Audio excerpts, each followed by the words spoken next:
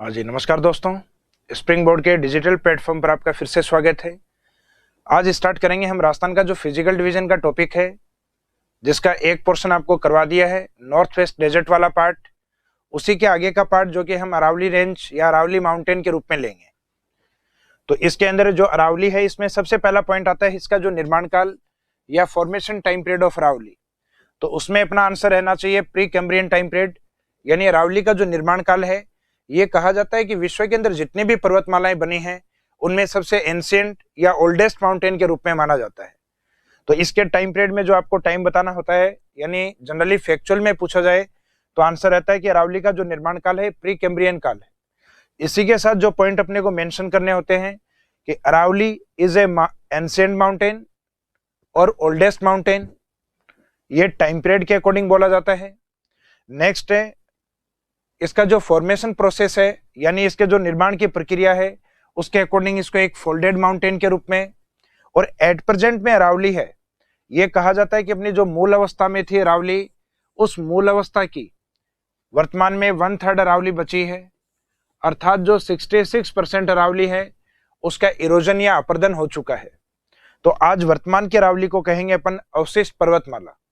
तो अरावली के बारे में कहा जाता है Aravalli is a ancient folded और रेजिडुअल माउंटेन, यानी एक प्राचीन, वलित और एक अवशिष्ट पर्वतमाला है। अब एग्जाम में आपका जो क्वेश्चन है उसमें मेन पॉइंट या जो कीवर्ड क्या दिया गया है, उसके अकॉर्डिंग आपको आंसर लेना होता है कि अरावली को एज ए टाइम पीरियड या समय के अनुसार क्या माना गया है। तो उसका आंसर रहेगा आपको एंशिएंट माउंटेन या ओल्डेस्ट माउंटेन।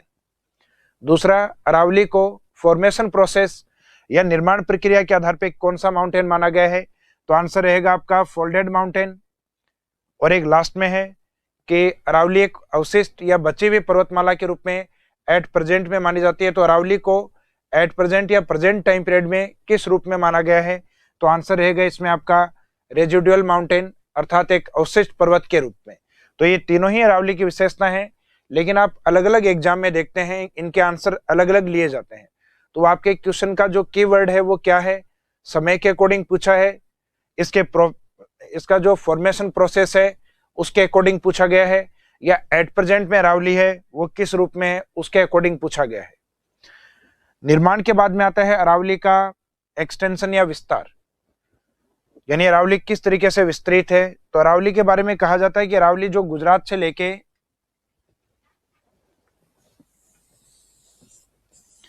और दिल्ली तक विस्तृत है, उस दौरान जो मैक्सिमम एरिया वो राजस्थान का कवर करती है।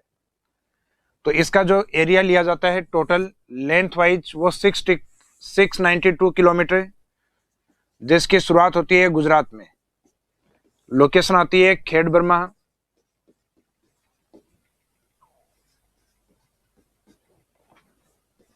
जो कि पालनपुर गुजरात से स्टार्ट होकर और आगे इसका एंड होता है दिल्ली के अंदर, जहां अपने प्रेसिडेंट हाउस अर्थात जो राष्ट्रपति का जो घर है, जहां पे पहाड़ियों को कहा जाता है रायसीना हिल्स।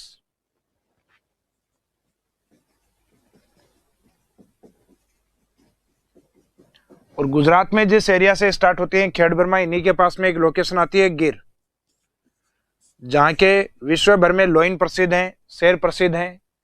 इन पहाड़ियों को नाम दिया जाता है गिरनार हिल्स। नार जैसे अपने लोइन के लिए शब्द यूज करते हैं अपन, तो गिरनार हिल्स से लेके और रायसीना हिल्स तक अरावली है, अर्थात गुजरात से लेके और दिल्ली तक।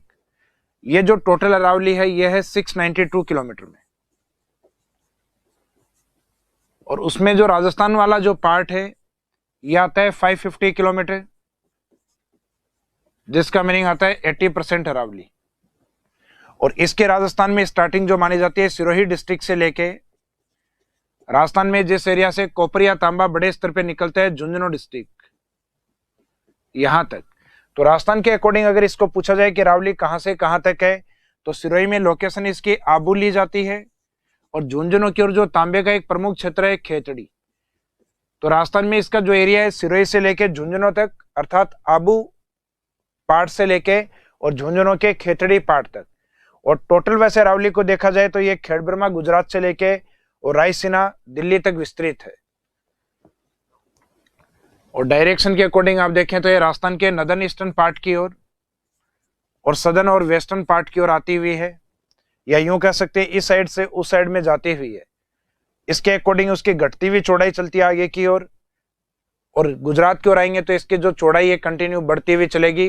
तो अरावली किस डायरेक्शन में है, तो जनरल डायरेक्शन बताते हैं इसके सामान्य जो आंसर होता है southern western to northern eastern, कि अरावली दक्षिण पश्चिम से और मुख्यतः उत्तर पूर्व की ओर विस्तृत है।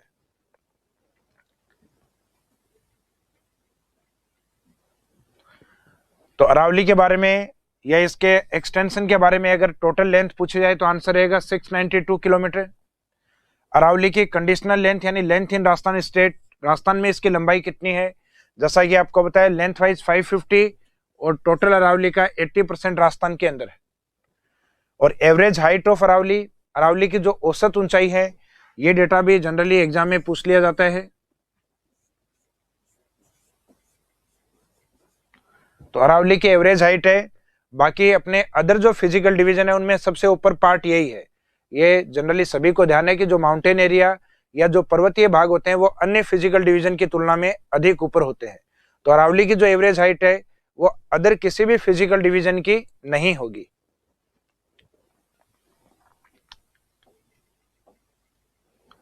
इसके बाद में आता है next point, study of Aravalli, Aravalli का अध्ययन। तो जनरली हमारे जो अरावली माउंटेन है राजस्थान के अंदर, अर्थात जो सिरोही से लेकर झुंझुनू तक, या यूं कह सकते हैं झुंझुनू से सिरोही तक, उस अरावली को अगर हम अध्ययन करें तो उसको 3 भागों में अपन बांट सकते हैं।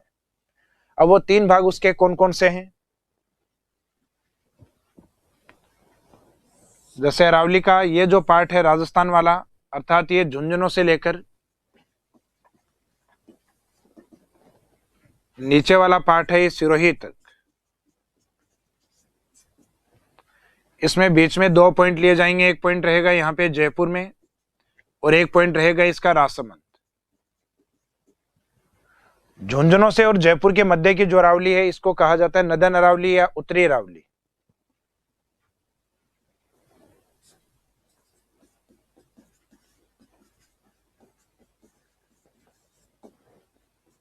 एक पार्ट, इसका जो सेकंड पार्ट है जो बीच में दिखाई देता है इसको कहा जाता है मिडिल अरावली या मध्य अरावली।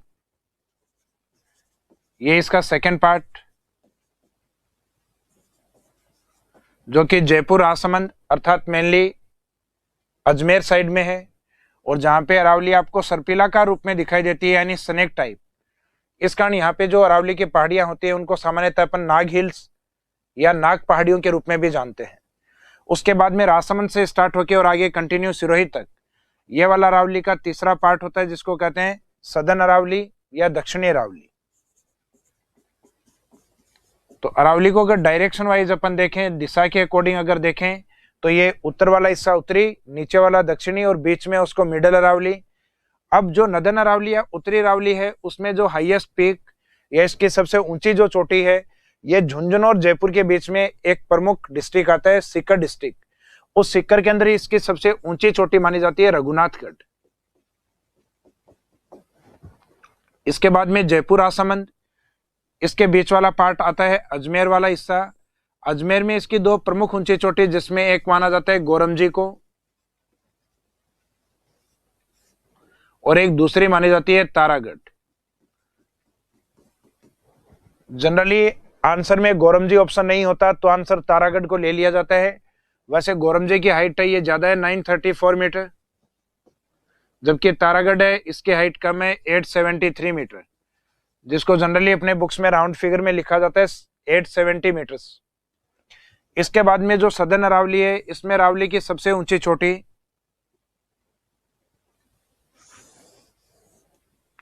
जिसका नाम है गुरु शिखर। गुरु का मीनिंग जो ऊंचा होता है, जिसका दर्जा ऊंचा होता है, शिखर यानी माउंटेन। तो राजस्थान में जो गुरु शिखर है, या कर्नल जेम्स टोड ने जिसको संतों का शिखर कहा,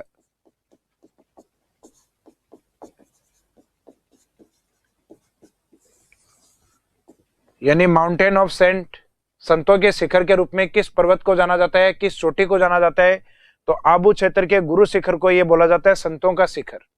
तो राजस्थान में सबसे ऊंची चोटी है गुरु शिखर, जो कि सिरोही में 1722 मीटर की हाइट पे है, यानी 1722 मीटर्स की हाइट के ऊपर है।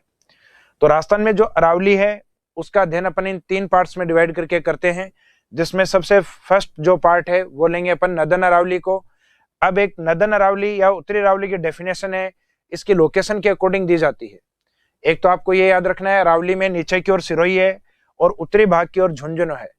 इसका मीनिंग उत्तरी अरावली आप हमेशा उसको बोलेंगे जिसमें झुंझुनू रहे, सदर्न अरावली आप उसको बोलेंगे जिसमें सिरोही रहेगा, और जिसके अंदर ना झुंझुनू और ना सिरोही डिस्ट्रिक्ट, उस अरावली को कहा जाएगा मिडिल अरावली या मध्य अरावली। तो उत्तरी अरावली का डेफिनेशन होगा कि झुंझुनू और जयपुर के मध्य स्थित अरावली को उत्तरी अरावली कहा जाता है, और इसका जो हाईएस्ट माउंटेन या सबसे ऊंचा भाग है उसका नाम है रघुनाथगढ़, जो सीकर में लोकेटेड। तो इसमें स्टार्टिंग में अपन ने यही लिखा है कि according to study point of view Aravalli is divided into 3 parts. तो एक तो अध्ययन की दृष्टि में इसको कितने भागों में बांटा गया है, अरावली को मुख्यतः 3 भागों में बांटा गया है। इसके बाद में नेक्स्ट पॉइंट आता है कि जो 3 भाग है उनमें से स्टार्टिंग पार्ट है नदन अरावली या उत्तरी अरावली। तो इसके डेफिनेशन है लोकेशन को लेकर झुंझुनू और जयपुर को लेकर। तो northern Aravalli is located between Jhunjhunu to Jaipur. उत्तरी अरावली झुंझुनू से जयपुर के मध्य स्थित अरावली को कहा जाता है, या झुंझुनू से जयपुर की अरावली को माना जाता है। अब इसकी जो हाईएस्ट चोटी है वो माना जाता है रघुनाथगढ़, जो कि सीकर के अंदर है। इसका जो डेटा है ये भी मीटर में मेंशन है, और ये उत्तरी अरावली के पार्ट में एक प्रमुख या हाईएस्ट पीक या चोटी के रूप में ली जाती है। इसके बाद में आपका जो नेक्स्ट पॉइंट आता है मिडिल अरावली को लेकर या मध्य अरावली को लेकर।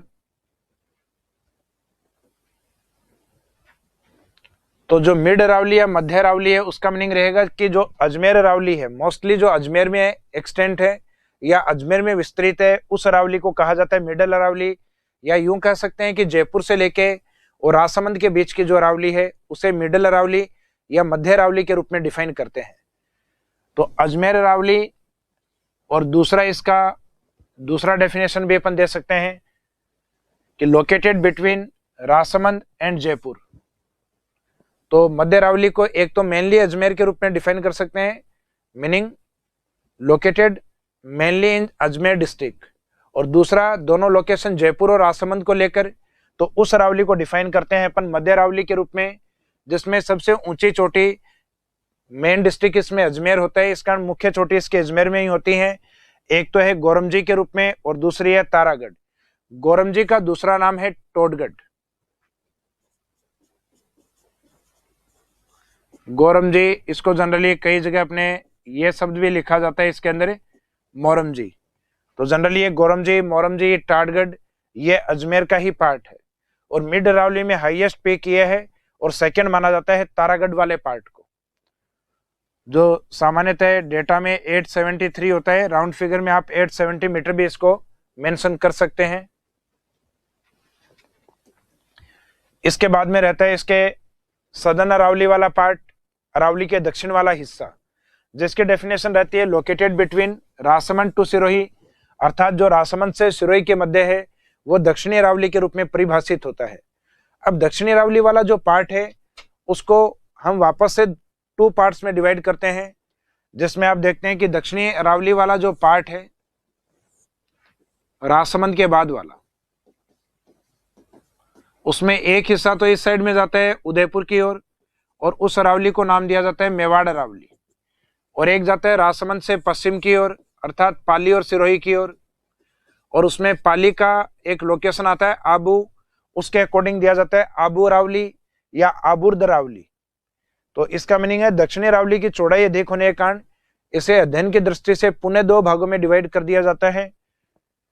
तो southern Aravalli is again divided into 2 parts. दक्षिणी अरावली को आगे की ओर या पुनः 2 भागों में डिवाइड किया जाता है, जिसमें एक आबुर्द अरावली और दूसरा रहेगा मेवाड़ अरावली।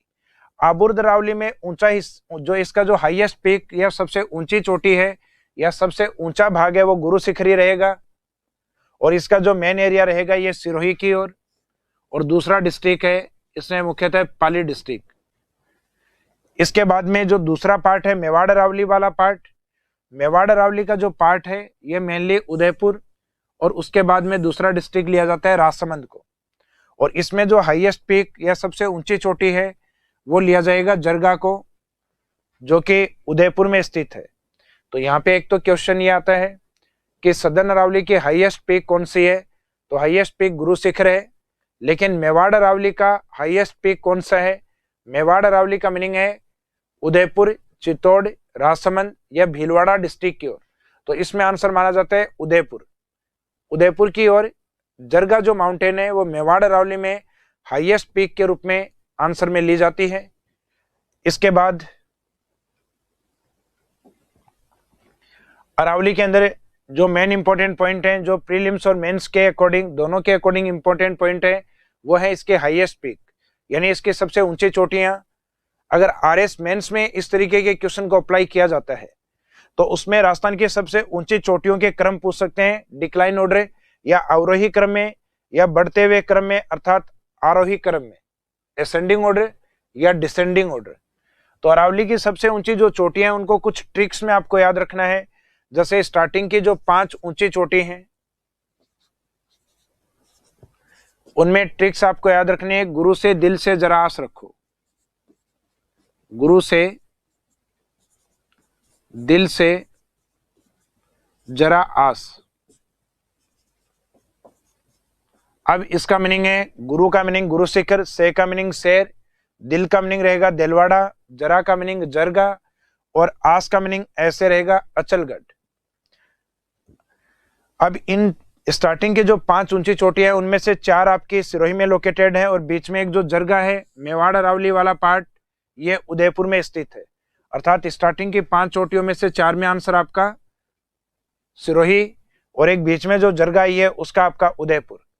हाइट आपको याद रखनी है, जो मैक्सिमम हाइट वाली है और सेकंड मैक्सिमम है, इन दो की हाइट को आप याद रखना है। यूनिट है इसमें मीटर, यानी ऊंचाई मीटर में दर्शाई गई है।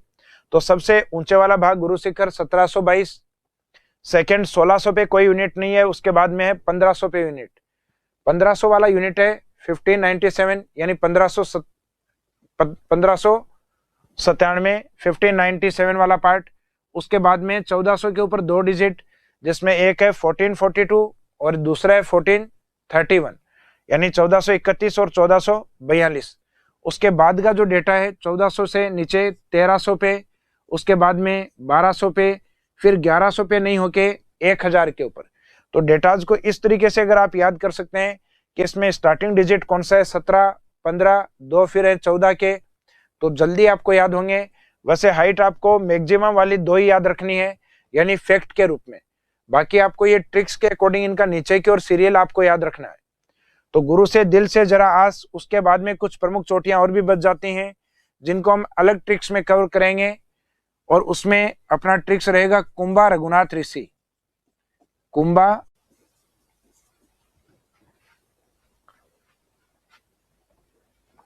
रघुनाथ के आगे ऋषि को हम नीचे रखेंगे। वैसे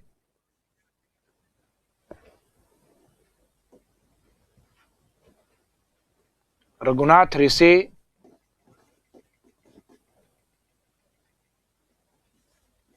का सजन मोर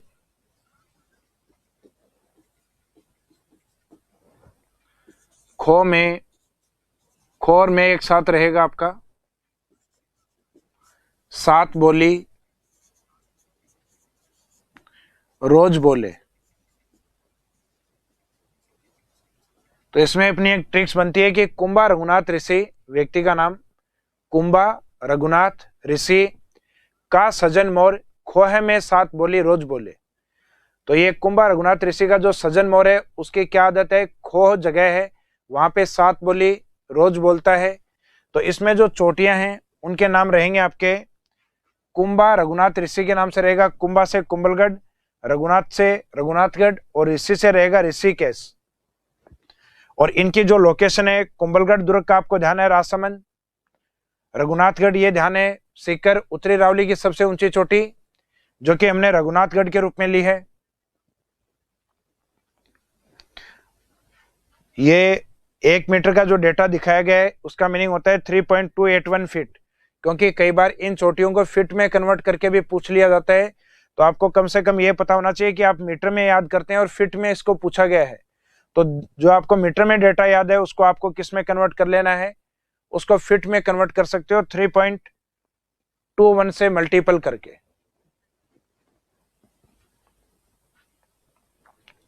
इसके बाद में जो ऋषिकेश वाला पार्ट है, तो राजस्थान के अंदर संतों का शिखर गुरु शिखर को कहा जाता है।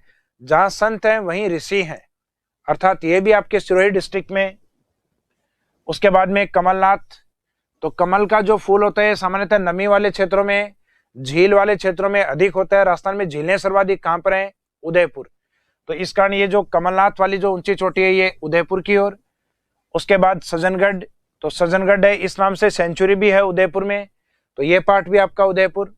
उसके बाद में आता है मोरमजी या गोरमजी, ये आता है अजमेर के पार्ट में। फिर एक खो वाला पार्ट है अपने जयपुर के अंदर। सा, तो सा से मीनिंग निकालेंगे हम सायरा वाला पार्ट है लेक सिटी उदयपुर में। और सात जो अलग अलग किया अपने इस शब्द को, उसमें तय का मीनिंग निकाला जाएगा तारागढ़ डिस्ट्रिक्ट से। तो तारागढ़ वाला जो पार्ट है ये कवर करेगा अजमेर को, या ये अजमेर में स्थित है। उसके बाद में बोली, तो बोली का मीनिंग निकाला जाएगा बिलाली स्थित है अलवर के अंदर। उसके बाद रोजा भाकर, सामान्यतः जिन पहाड़ियों के नाम के आगे भाकर शब्द यूज होता है उनकी लोकेशन अपने जालोर डिस्ट्रिक्ट में आती है। तो जैसे इसराना भाकर, झारोला भाकर, रोजा भाकर, तो गांव के नाम के साथ अगर भाकर लगता है यानी पहाड़ी के नाम के साथ भाकर लगता है तो उसका लोकेशन अपना जनरली जालोर रहेगा। अकेला भाकर शब्द आता है तो आंसर उसका सिरोही लिया जाएगा।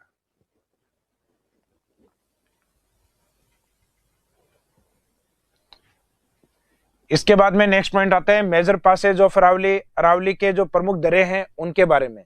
दरों का सामान्यतः मीनिंग क्या होता है कि जो माउंटेन्स या जो हिल्स पार्ट्स होते हैं उनके बीच में ये जो नैरो गैप होते हैं या जो नैरो पथ होते हैं उनको लिया जाता है। जो नीचे रास्ते होते हैं जो दोनों ओर की लोकेशन को कनेक्ट करते हैं पहाड़ों के एक साइड से और दूसरी साइड जाने की ओर। इस पे एक हॉलीवुड जो अपने बॉलीवुड की एक मूवी भी बनी हुई है, मांझी ए माउंटेन मैन। बिहार के एक व्यक्ति जिसने अपने गांव और जो टाउन एरिया था यानी कस्बा वाला क्षेत्र था उसको जोड़ने के लिए एक पहाड़ को तोड़ के नीचा किया था। तो उसके ऊपर एक मूवी है मांझी ए माउंटेन मैन। तो सामान्यतः पहाड़ों के बीच में जो नीचे रास्ते तैयार किए जाते हैं जिनका निर्माण कृत्रिम रूप से यानी आर्टिफिशियल तरीके से उनको काट के किया जा सकता है, या इस प्रकार के गैप अपने को नेचुरल या प्राकृतिक रूप से भी प्राप्त हो सकते हैं। तो इन गैप को अपन नाम क्या देते हैं? इन्हें पासेज कहा जाता है। इनको तिब्बत की लैंग्वेज में हम ये भी बोलते हैं LAA अर्थात ला। हिमालय के बहुत सारे पासेज हैं जिनमें यह शब्द लगता है, जोजिला, नाथुला, बोमडीला, सिपकीला। तो एक तो इसका डेफिनेशन आपको याद रखना है, a low and narrow path between two hills, यानी दो पहाड़ियों के बीच में एक नीचा और तंग रास्ता जो कि दो और के स्थानों को कनेक्ट करता है उसको क्या बोला जाता है? नाल। राजस्थान में मोस्ट ऑफ जो नाल हैं वो राजसमंद डिस्ट्रिक्ट में स्थित है, अर्थात राजसमंद जो क्षेत्र है उसमें आसपास के गांव में जाने के लिए पहाड़ियों को अधिक क्रॉस करके जाना होता है। अर्थात सबसे ज्यादा जो नाल बनी हुई हैं वो राजस्थान में अरावली के अंदर राजसमंद डिस्ट्रिक्ट में स्थित है। तो इसमें आपको एक डिस्ट्रिक्ट को याद रखना है, राजसमंद। इसके बाद में हम देखते हैं राजस्थान में जो प्रमुख नाल है वो कौन कौन सी हैं। तो राजस्थान के मैप के अंदर अगर देखा जाए तो राजस्थान का जो दक्षिणी भाग है उस साइड में प्रमुख डिस्ट्रिक्ट आता है उदयपुर। उदयपुर के ऊपर की ओर आता है राजसमंद। राजसमंद के पश्चिम की ओर जाओगे तो पाली, और इससे इसके इस साइड में जाओगे तो आंसर रहेगा आपका अजमेर। तो जो उदयपुर वाला पार्ट है इसमें कुछ विशेष प्रकार की नाल आपकी उपस्थित हैं, जैसे कि एक तो आती है केवड़ा की नाल,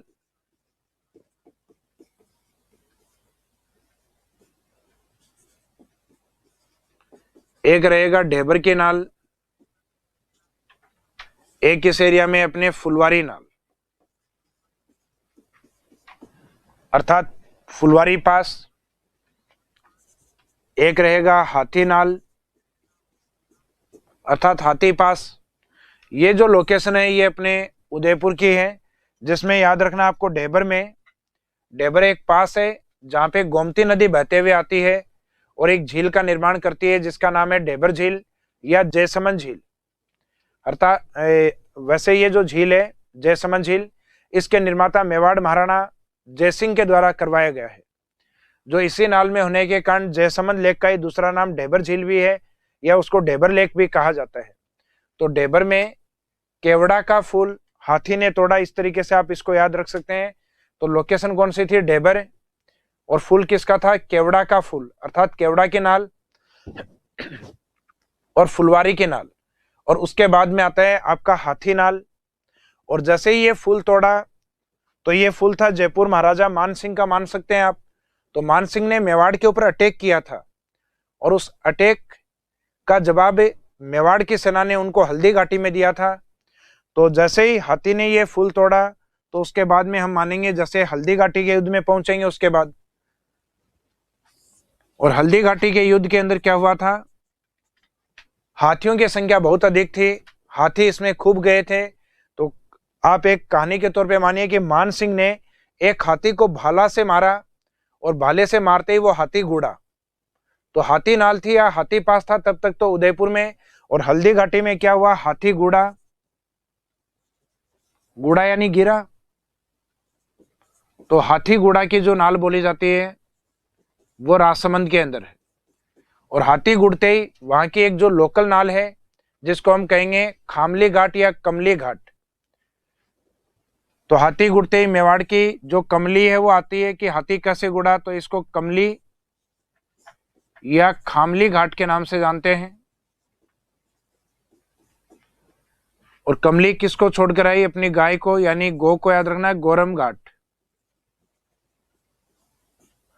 राजस्थान में मुख्यतः जहां घाट नालों के लिए यूज होता है वो राजसमंद डिस्ट्रिक्ट है। फिर अपन राजसमंद से पाली की ओर चलेंगे। राजसमंद यानी मेवाड़ और पाली मीनिंग मारवाड़।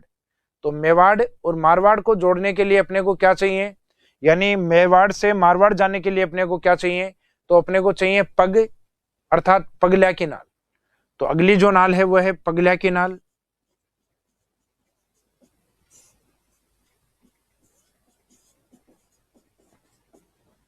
पगल्या की नाल का एक दूसरा नाम है झीलवा की नाल। इसको झीलवा नाल भी कहा जाता है। यहां से जैसे ही हम पाली पहुंचेंगे झीलवा नाल के माध्यम से, अर्थात झीलवा नाल दोनों के बीच में आती है, राजसमंद और पाली के बीच। तो इसके अंदर हम मेंशन करते हैं पाली और राजसमंद। और इससे हम जैसे ही मारवाड़ की ओर पहुंचेंगे पाली की ओर, तो वहां पाली की एक लोकल नाल देखते हैं, वहां की स्थानीय नाल जिसका नाम है देसुरी नाल। तो देसुरी नाल is located in Pali district. फिर पाली से अपन अजमेर की ओर जाते हैं। तो पाली से अजमेर में एंट्री करते हैं तो सबसे पहले आता है ब्यावर वाला पार्ट, या ब्यावर से अपन पाली की ओर एंट्री करते हैं तो पाली में सबसे पहली लोकेशन आती है बर। तो उसके अकॉर्डिंग जो नेक्स्ट नाल आती है बर नाल, जो कि पाली के बर को और अजमेर के ब्यावर से कनेक्ट करती है। तो इसमें एक क्वेश्चन इस तरीके से पूछा जाता है, पाली और अजमेर को अटैच करने वाली या जोड़ने वाली नाल कौन सी है? तो उसमें आपका आंसर रहेगा बरनाल। जैसे ही अपन बरनाल से अजमेर पहुंचे तो अजमेर में यहाँ की कुछ लोकल नाल हैं जिनको आपको याद रखना है। सूरा नाल और एक दूसरी है परवारिया नाल। तो परवारिया की नाल अजमेर एंड सूरा नाल, ये अजमेर। उससे पहले पाली में थे बरनाल।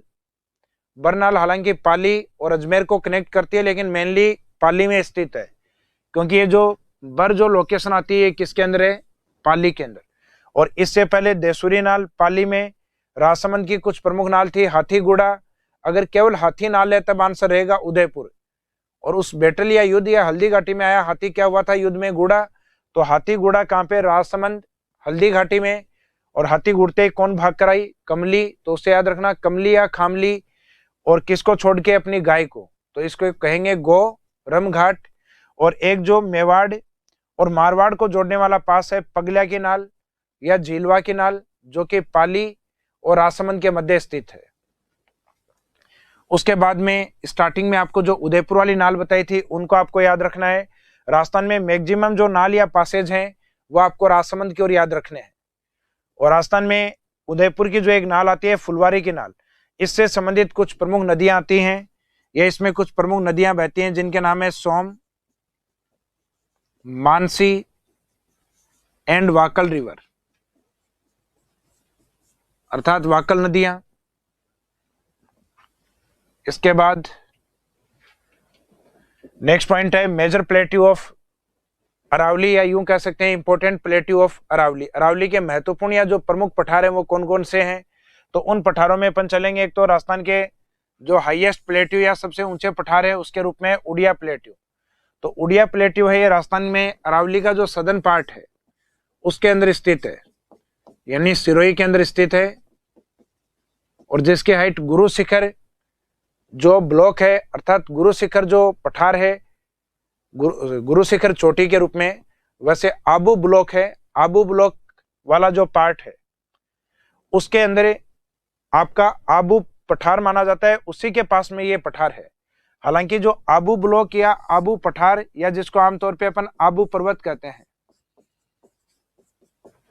उस आबू पर्वत से ये जो उड़िया प्लेट्यू वाला पार्ट है ये 160 मीटर और अधिक हाइट पे है।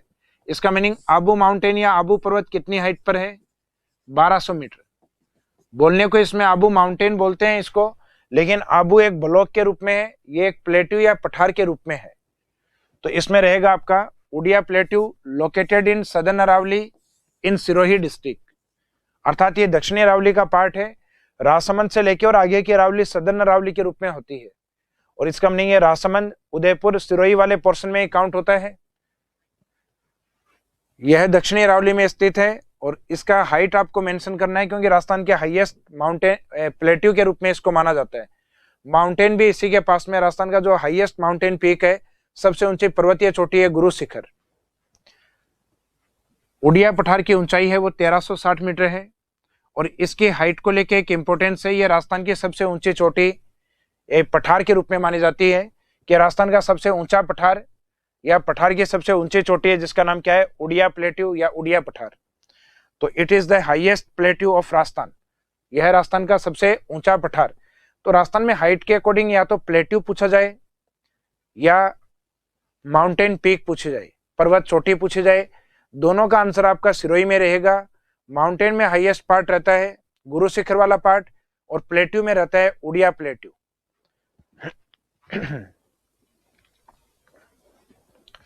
फिर आता है आबू ब्लॉक। जैसा कि मैंने आपको कहा इसमें आबू पर्वत लिखा हुआ रहता है, लेकिन इसका मीनिंग होता है आबू ब्लॉक। तो एक तो कई बार यही पूछ लिया जाता है कि आबू ब्लॉक का मीनिंग क्या है या आबू क्या है। तो Abu it is a plateau, यह एक पठार है, अर्थात ये एक पर्वत नहीं होके केवल एक पठार है। उसके बाद में इसकी लोकेशन अगर पूछे जाए तो आपने जैसा कि उड़िया में लिखा है वैसा ही आएगा। Abu block located in southern Aravalli in Sirohi district, यह दक्षिणी अरावली में सिरोही में स्थित पठार है। और आबू ब्लॉक को एग्जाम्पल माना गया है बैथोलिथ स्ट्रक्चर का, यानी जो बैथोलिथ संरचनाएं होती हैं उनका। बैथोलिथ संरचना जनरली ज्वालामुखी जो उद्गार होते हैं, यानी जो वोल्केनो होती है, उस ज्वालामुखी के नीचे की ओर जो मैग्मा का जमाव एक डोम शेप में होता है, एक गुंबद के रूप में होता है। ज्वालामुखी के अंदर की ओर जब जो मैग्मा है वो डोम शेप में जमा रहता है, यानी गुंबदाकार आकृति में जमा रहता है, तो उस गुंबदाकार आकृति को कहा जाता है बैथोलिथ। तो उसी तरीके से कहा जाता है कि ज्वालामुखी जो लावे का जमाव है वो एक डोम शेप में हुआ है, गुंबद आकृति में हुआ है। इस कारण आबू ब्लॉक या आबू पर्वत को नाम दिया जाता है बैथोलिथ स्ट्रक्चर या गुंबदाकार संरचना।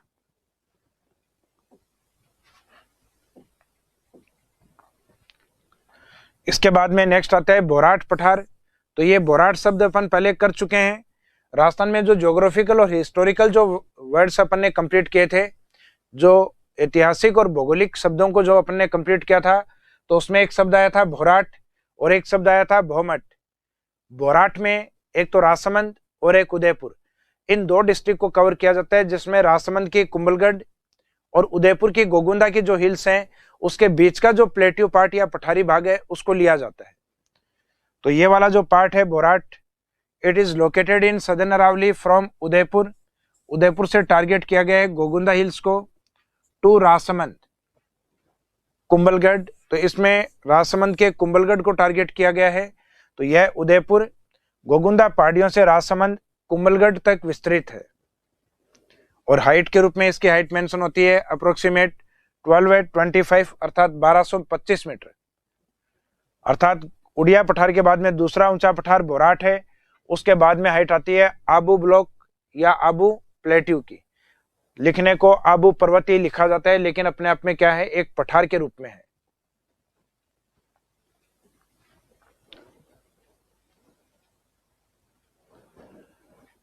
इसके बाद में आता है नेक्स्ट भोमट।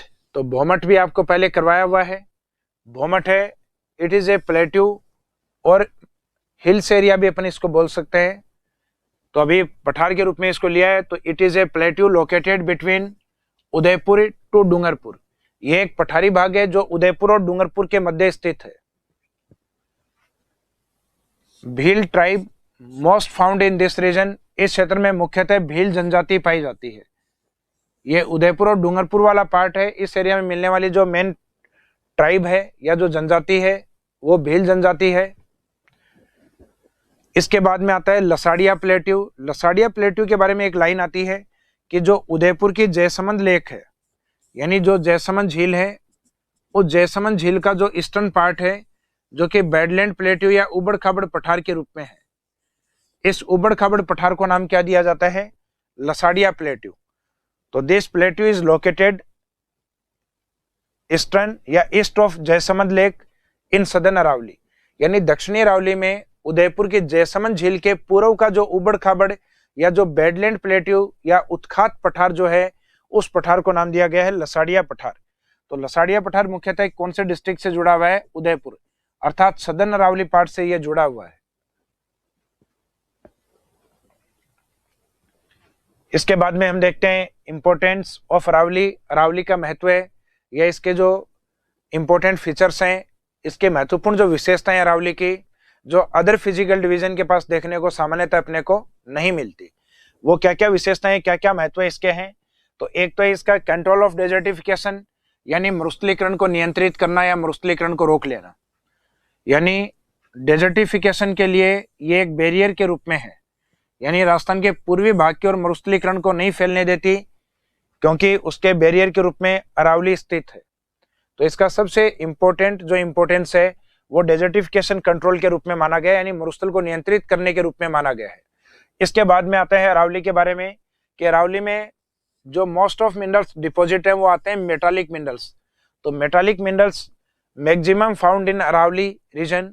अरावली में मुख्यतः धात्विक खनिज अधिक पाए जाते हैं।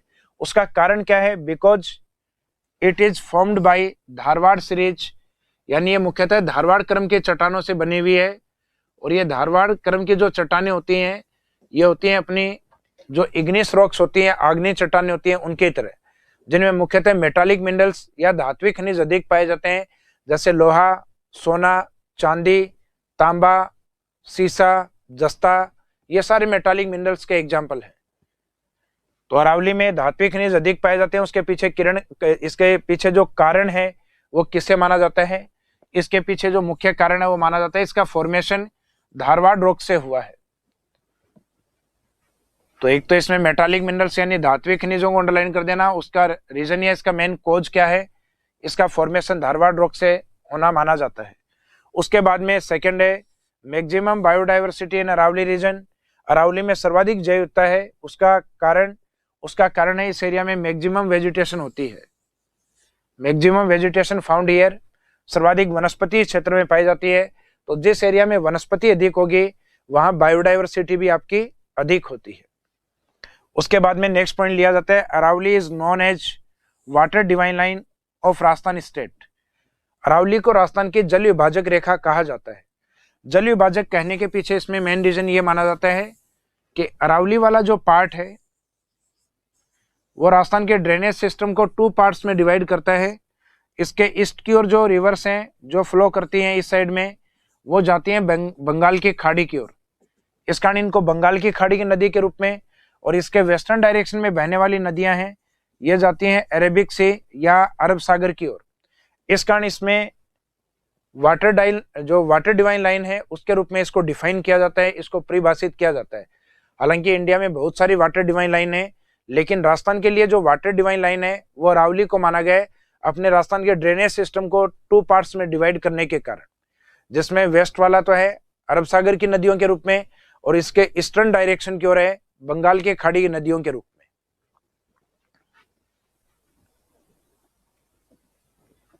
इसके बाद में आता है नेक्स्ट पॉइंट कि most of rivers of Rajasthan state origin from Aravalli, यानी राजस्थान की जो अधिकांशतः नदियां हैं वो अरावली से ओरिजिन होती हैं। न केवल राजस्थान जबकि विश्व की अधिकांशतः नदियों का उद्गम माउंटेन एरिया से ही होता है, लेकिन कंप्लीटली जो रिवर है वो अरावली से नहीं आती। तो अपने ऑब्जेक्टिव टाइप में इस प्रकार का क्वेश्चन आता है जिसमें अरावली की विशेषताएं लिखी हुई होती हैं, और उनमें से कई बार ऐसी विशेषताएं जो गलत लिखी हुई होती है। जैसे पहले एग्जाम में पूछा भी गया है कि राजस्थान की सभी नदियों का उद्गम अरावली से होता है, तो ये जो स्टेटमेंट या कथन था ये गलत था। राजस्थान में अधिकांश नदियों का उद्गम अरावली से होता है, मोस्ट ऑफ रिवर्स अरावली से आती हैं, लेकिन कंप्लीटली जो रिवर है वो अरावली से नहीं आती। यानी राजस्थान की कुछ प्रमुख बड़ी नदियां जैसे माही रिवर, चंबल रिवर, ये भी विंध्यन माउंटेन की रिवर्स मानी जाती हैं। ये बड़ी नदियां भी अरावली की नदियां नहीं मानी जाती। इसके बाद में नेक्स्ट आता है Aravalli is known as shelter of tribe. Aravalli को जनजातियों की शरण स्थली के रूप में जानते हैं। मुख्यतः जो जनजातियां हैं उदयपुर की ओर, सिरोही की ओर, या राजस्थान में जयपुर दौसा ये वाला पार्ट, तो सामान्यतः जनजातियां हैं वो इसी एरिया में रहती हैं, ट्राइबल एरियाज के अंदर, जहां मुख्यतः अरावली फैली हुई है। तो मुख्यतः इसको जनजातियों की शरण स्थली के रूप में भी डिफाइन करते हैं, परिभाषित करते हैं। इसके बाद में आता है अपना कि Aravalli is known as motherland of ancient civilization and modern urban civilisation.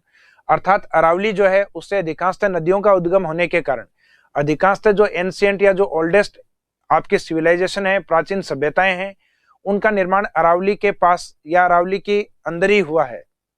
यानी इसके जो कवर्ड जो एरियाज हैं उनके अंदर, जिसमें एक तो जयपुर सिटी है जो अरावली के पास में है, एक अजमेर सिटी जो अरावली के बीच में है, और एक उदयपुर सिटी। अर्थात राजस्थान के जो मेन सिटी या जो मेन शहर हैं ये अरावली के अंदर ही बसे हुए हैं। तो अरावली के डायग्राम में आप देखते हैं तो ऊपर वाले हिस्से में यहाँ जयपुर सिटी है, मिडल वाले एरिया में अजमेर सिटी है, और नीचे वाले में है उदयपुर। तो ये अर्बन सिविलाइजेशन है या जो मॉडर्न सिविलाइजेशन है वो इसके अंदर पनपी है। और इससे पहले की जो सिविलाइजेशन है यानी जो ओल्डेस्ट या एंशिएंट सिविलाइजेशन है, जिसमें उदयपुर की अपन कहते हैं कि यहाँ की आयड़ सभ्यता है, राजसमंद के आसपास गिलुंड है, जयपुर के आसपास बैराट है, जयपुर से ऊपर की ओर चलेंगे सीकर की ओर गणेश्वर है। तो ये एंशिएंट सिविलाइजेशन है, ये भी अरावली के अंदर ही ओरिजिन हुआ है उनका। इसलिए अपन प्राचीन सभ्यताओं और नवीन नगरीय सभ्यताओं की जननी के रूप में अरावली को मानते हैं। इसके बाद में famous tourism point in Aravalli, Aravalli के कुछ प्रमुख पर्यटन बिंदु हैं, जिसमें अपना जयपुर सिटी, अजमेर सिटी, अजमेर के अंदर ही एक और आता है पुष्कर पाट, राजस्थान का जो हिल स्टेशन है एकमात्र माउंट आबू, ये भी अरावली के पास स्थित है। तो अरावली के इंपोर्टेंस के तौर पे बहुत सारे इंपोर्टेंस हैं जो हमने कवर किए हैं जनरली एग्जाम में, जिसमें डिस्क्रिप्टिव या लिखना होता है, उसमें बड़े क्वेश्चन के रूप में पूछा जा सकता है कि इंपोर्टेंस ऑफ अरावली क्या है। तो इंपोर्टेंस ऑफ अरावली आपको अलग अलग पॉइंट्स के अकॉर्डिंग लेना होगा। बायोडाइवर्सिटी के अकॉर्डिंग क्या इंपोर्टेंस है, रिवर्स के अकॉर्डिंग अरावली का क्या इंपोर्टेंस है, एंशिएंट सिविलाइजेशन है उसको लेकर किस प्रकार का अरावली की जो इंपोर्टेंस क्या है, मिनरल्स को लेके अरावली का इंपोर्टेंस क्या है। तो इन सभी पॉइंट्स को अपन ने इसमें कवर किया है। इसके बाद में आता है अरावली या राजस्थान की जो महत्वपूर्ण या जो प्रमुख पहाड़ियां आती हैं। तो अरावली की जो महत्वपूर्ण या जो प्रमुख पहाड़ियां हैं इनको हम अपनी जो नेक्स्ट क्लास होगी उसमें कवर करेंगे, क्योंकि इन पहाड़ियों से जो क्वेश्चन अप्लाई होते हैं उसमें पहाड़ी का नाम और उसकी लोकेशन एग्जाम में पूछी जाती है। जबकि इससे पहले अपन ने अरावली की सर्वोच्च चोटियां या जो हाईएस्ट पीक है उसको कवर किया था, तो वो अपनी हाइट के अकॉर्डिंग पूछी जाती है एग्जाम में, और ये अपनी लोकेशन के अकॉर्डिंग पूछी जाएंगे। जिसमें कुछ पोर्शन राजस्थान की अरावली के पार्ट होंगे और कुछ पोर्शन इसमें राजस्थान की अरावली की पहाड़ियों के अलावा भी होंगे। तो इनमें कौन कौन सी अपनी पहाड़ियां आएंगी ये अपनी नेक्स्ट क्लास में कवर करेंगे। इस क्लास में इस टॉपिक को यहीं विराम देते हैं। Thank you.